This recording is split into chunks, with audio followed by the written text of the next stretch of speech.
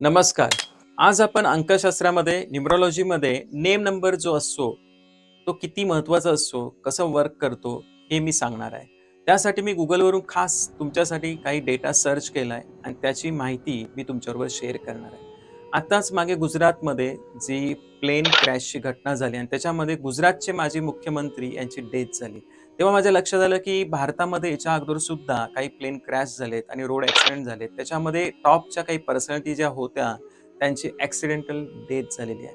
तेव्हा मी त्यांच्या नावाच्या स्पेलिंगचा नंबर चेक केला, तेव्हा मला 10 मध्ये 7 ते 8 व्यक्ती अशा होत्या टॉपच्या पर्सनॅलिटी, की त्यांचा नेम नंबर हे 4 वरती येत होतं. आणि माझ्या लक्षात आलं, की 4 नंबर हा राहूचा नंबर आहे, ॲक्सिडेंट प्रोन नंबर आहे. म्हणजे 4 नंबरवाले जे असतात, मुलांक नंबर 4 किंवा भाग्यांक नंबर 4 यांच्या आयुष्यात सडन इव्हेंट होताना दिसत असतात. मग त्याच्यामध्ये ॲक्सिडेंट सुद्धा असू शकतात. परंतु मी मुलांक आणि भाग्यांकाची गोष्ट नाही करत आहे, नेम नंबरची गोष्ट करतोय. नेम नंबर सुद्धा कसं 4 वर आलं आणि त्याच्यामुळे काही प्रॉब्लेम क्रिएट होतात. तर 70-80% हा डेटा अतिशय योग्य जाताना दिसतो. 100% तर कोणीच नाही सांगू शकणार. डॉक्टर सुद्धा 100% ची हमी देत नाही. पण 100% मध्ये जर 70 ते 80% डेटा हा अतिशय योग्य जातोय. नेम नंबर 4 वरती गेल्यामुळे घटना घडताना दिसतायत. तर याच्यावरती तुम्ही विश्वास ठेवायला हवा. तुमच्या नावाचं स्पेलिंग सुद्धा जर 4 वरती येत असेल, तर तुम्ही ते बदलायला हवं. नेम नंबर हा 4 वरती नसावा शक्यतो.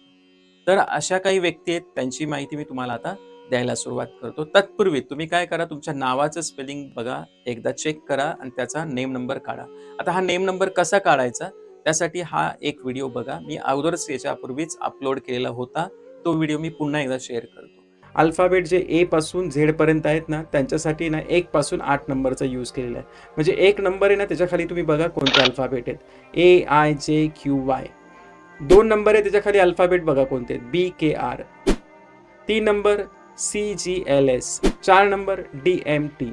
असंच 5 नंबर बघा 6, 7, 8. 9 नंबरला याच्यात दिलेलं नाहीये स्थान, लक्षात घ्या, कारण 9 नंबर हा खूप युनिक नंबर आहे. तर 1 पासून 8 नंबरचा आपण याच्यात यूज करणार आहे. आता हा चार्ट अतिशय महत्त्वाचा, हा तुमच्या लक्षात राहिला पाहिजे, नाही त्याचा स्क्रीनशॉट घ्या. आता मी माझ्याच नावाचा तुम्हाला नेम नंबर काढून दाखवतो. हेमंतचं स्पेलिंग लिहायचं HEMANT. एस साठी 5, ई साठी 5 नंबर आहे. तुमच्याकडे चार्ट आहे, आता तुम्ही चेक करा. त्याच्यानंतर एम साठी 4, ए साठी 1 नंबर होता, एन साठी परत 5, टी साठी 4 आणि हे सगळ्यांचे टोटल करा 24 येते. 24 सिंगल डिजिट 6 येतो. म्हणजे हेमंत या नावाचा नेम नंबर काय आला? 6. तर सुरुवात करूयात YS राजशेखर रेड्डी या नावाने. आता याच्यामध्ये YS आपण हे 2 अल्फाबेट घेणार नाही, कारण इथे फुल स्टॉप लागलेला आहे.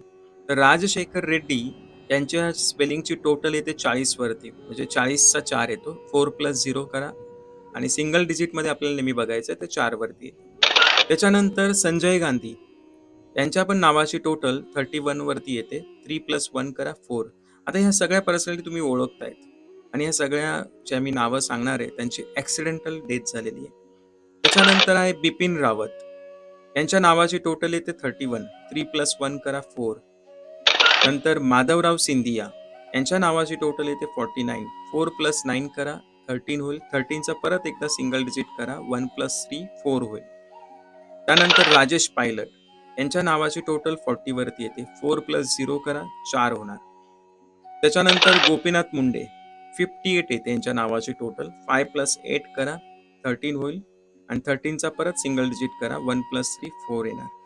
त्यानंतर ज्ञानी झैल सिंग यांच्या सुद्धा नावाची टोटल 4 वरती येते. आता मी ह्या सगळ्या पर्सनॅलिटी ज्या सांगितल्या, या सगळ्या भारतातील टॉपच्या पर्सनॅलिटी होत्या आणि यांची ॲक्सिडेंटल डेथ झाली. त्याच्यानंतर मुलांक आणि भाग्यांक जे 4 होते, मुलांक किंवा भाग्यांक दोघांपैकी एक, त्यांच्याविषयी बघूयात.